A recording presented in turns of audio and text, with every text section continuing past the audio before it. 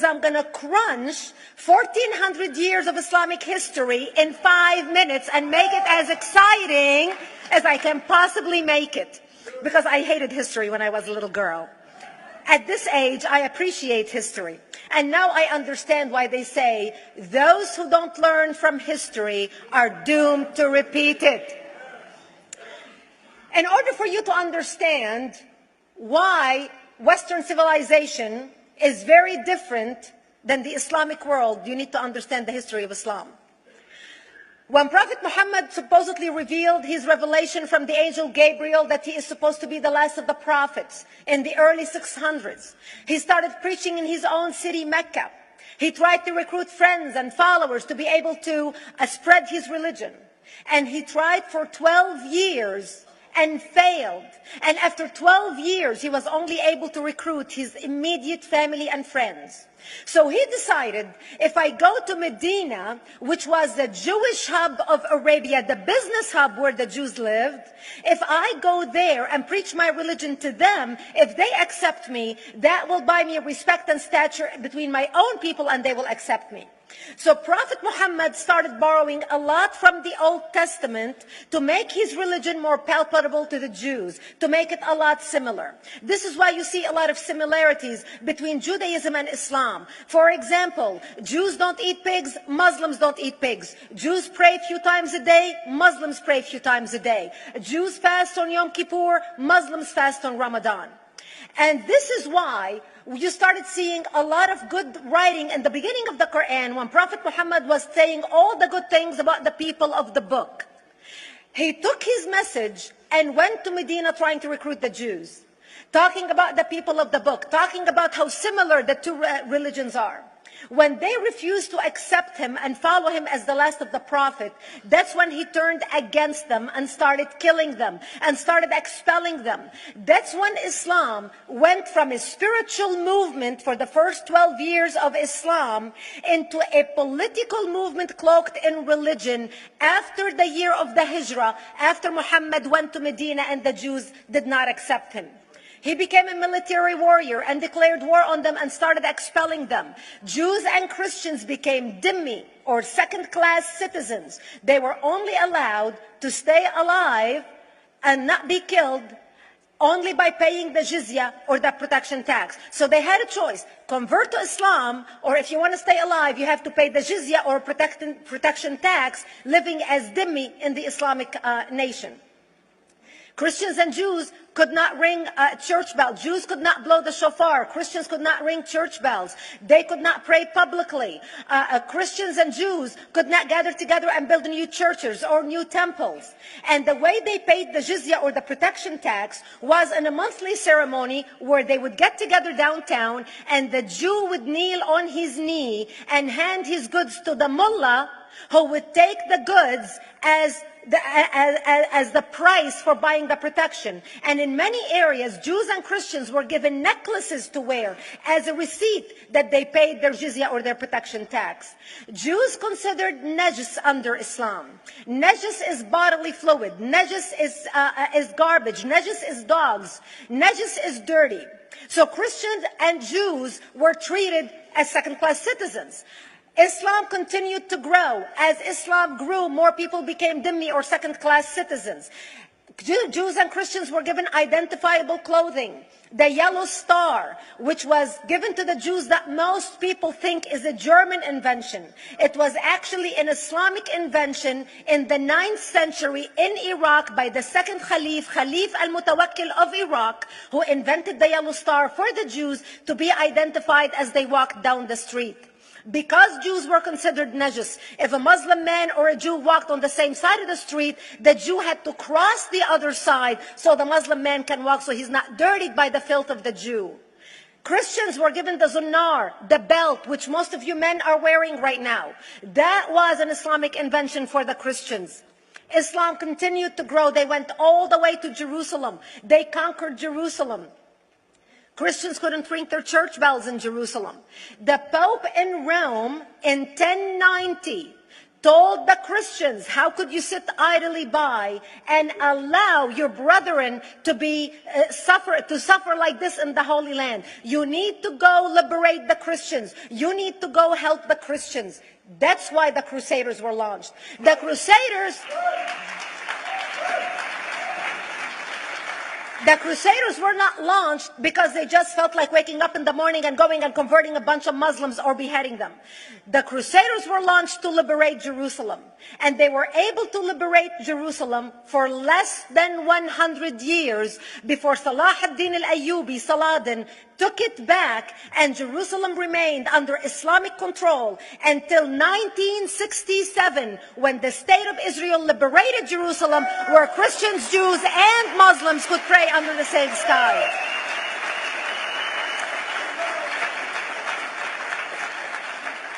The Crusaders continued fighting Islam, and for 300 years they tried and failed. And by the 1300s, the Crusaders disappeared because they could not win against Islam. Islam continued to expand. They went all the way to Central Europe. They went all the way to China. They went to India. They conquered Spain. They changed the name of Spain from Spain to Andalusia. And they started, as they advanced, as they conquered more nations, more people paid the jizya, or the protection tax. And this is how the Islamic Empire grew. It went all the way until they was stopped at the gates of Vienna on 9/11. 9/11 is not a date that Osama bin Laden just picked out of a hat. 9/11 is a symbolic date in the Islamic calendar. By the 1600s, Islam had covered more of the earth's surface than the Roman Empire did at its peak. Between the 1600s and the 1800s, the Europeans were experiencing the European Industrial Revolution, where the Europeans were able to invent products on factory lines, where they are able to make money and sell products, which gave them the money to build a strong army in order to fight the Muslims. And that's how they were able to stop them at the gates of Vienna on 9/11. The Europeans started the pushback against Islam. They pushed them out of Europe. They pushed them out of all the way to the Middle East and North Africa. By 1924, the Islamic Empire ended. In 1924, the Islamic Caliphate ended in Turkey by President Ataturk, who was a secularist. He ended the Islamic Empire, and he gave women rights to vote. He gave women a right to an education, a right to work, a right to choose a husband. He forbid women from wearing the hijab. He forbid men from wearing the beard. The Muslims hate him so much that they consider him a Jewish agent, because they believe that his mother and her bloodline was Jewish, and that was the influence on Ataturk.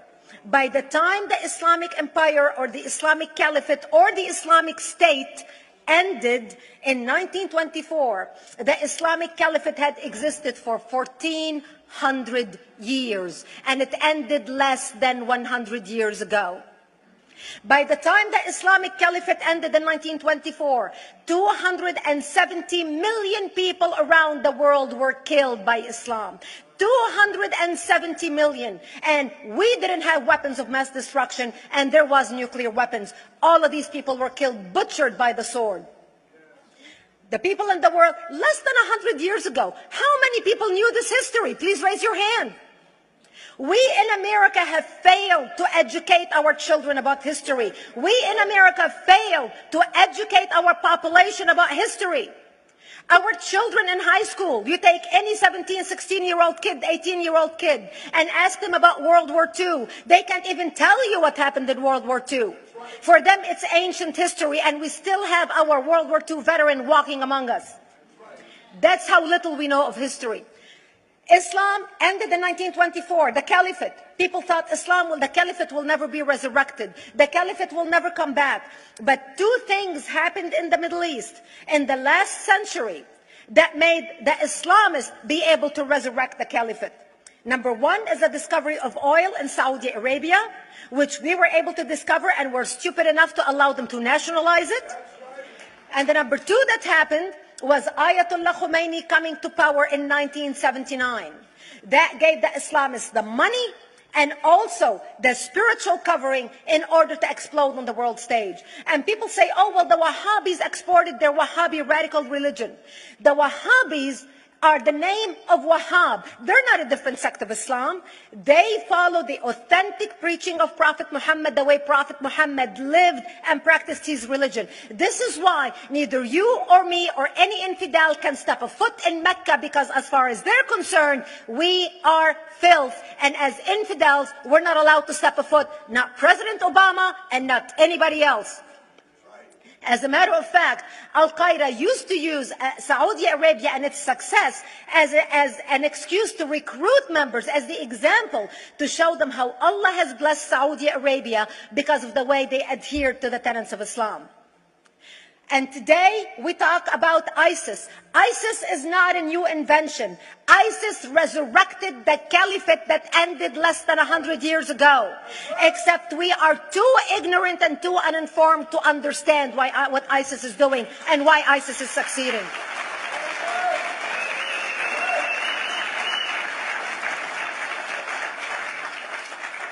Two things you need to understand about Islam and the principles of war in Islam. One is the law of taqiyya, which means lying and deception. It means that a Muslim man can lay his hand on the Quran and swear that he is telling the truth, knowing that he is lying, but also knowing that the Quran will forgive him because he is advancing the cause of Islam. The second thing you need to know about is that the Treaty of Al-Hudaybiyah, which is an Islamic principle of war and a model on how to deceive your enemy when you have to sign peace treaties with your enemy. And it is based on an example by Prophet Muhammad. Prophet Muhammad was attacking the Meccans and their caravans when he was living in Medina. One day he attacked them because this is how he got the goodies. He would attack them, rob them, and spread the goodies among his men. And this is how he was able to recruit, because this is how people made money without working. And so he attacked the Meccan caravans. When he realized he's not able to defeat the Meccans in that city of Al-Hudaybiyah, in that place, he signed a 10-year treaty with them. Does that sound familiar? A 10-year treaty with them that says he will not attack them, he will have peace with them, he will not declare war on them. Muhammad used the treaty for 2 years to build his military, strengthen his army, and when he realized he was strong enough to attack his enemies when they least expected it, because they thought they had a peace treaty with Muhammad, he broke the treaty, attacked them 2 years later, and Mecca fell within 24 hours because they were not expecting the attack.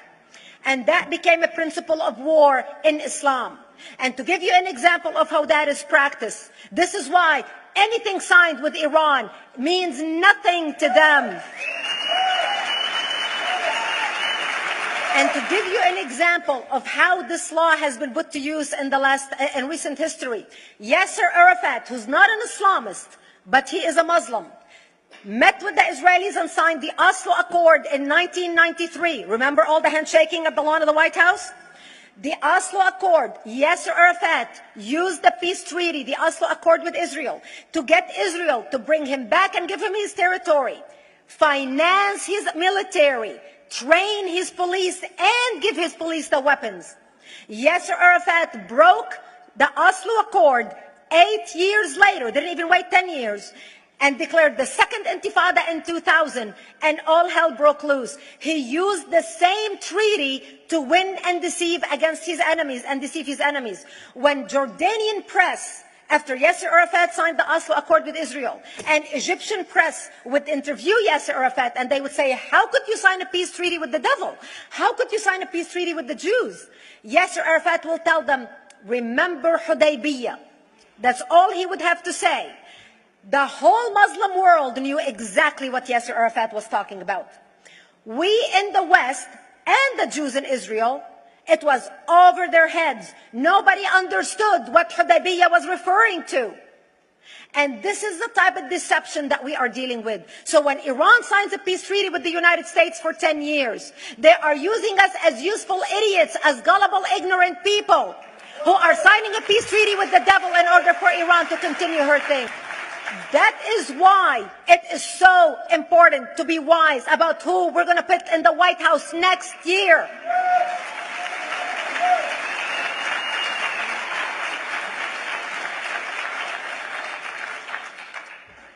This is why it is very important that whoever we're going to elect next year to office, that the next president be well informed about the history of radical Islam, understand our enemy, understand what ISIS is all about, understand what their end goal is. And this is exactly, people are wondering how come ISIS is having such success recruiting people from all over the world. They exploded all over the world. The Pew Research did a poll. And of course, the Pew Research is not Brigitte Gabriel, is not Fox News, is not Tony Perkins. The Pew Research did a poll in 2013 when they went around the world and interviewed Muslims from Islamic countries all over the world. And they asked them 2 questions. Would you like to have Sharia law as the law of your country? And would you like to see the Islamic Caliphate? And remember, this was in 2013, before ISIS. The 5 top countries in the world, in the Islamic world, the 5 top Islamic countries: Indonesia, 204 million Muslims. Indonesia, Afghanistan, Pakistan, Egypt, Nigeria, and Bangladesh. 77% of Muslims interviewed in these Islamic countries, 77% want the establishment of Sharia law and want the establishment of an Islamic state. That means 77% of the world, quote, moderate Muslims agree with the establishment of ISIS and what ISIS is doing. Let's not fool ourselves. This is very important, that whoever we're going to elect is going to be somebody who is strong on national security, who's going to put America first, who's going to make America great again, who's going to send a strong message to the world. The minute he walks into office, whoever we elect, that the world is going to realize that this person you're not going to mess with, because he could care less about what you think, what the UN thinks, what the world thinks. They can all go to hell. We care about America and only the United States of America. I hope that we learn from the lessons of history, that we learn from the Elie Wiesels, from the Brigitte Gabriels, and many others who are warning America about what's to come. May God bless you one and all, and may God bless the United States of America. Thank you.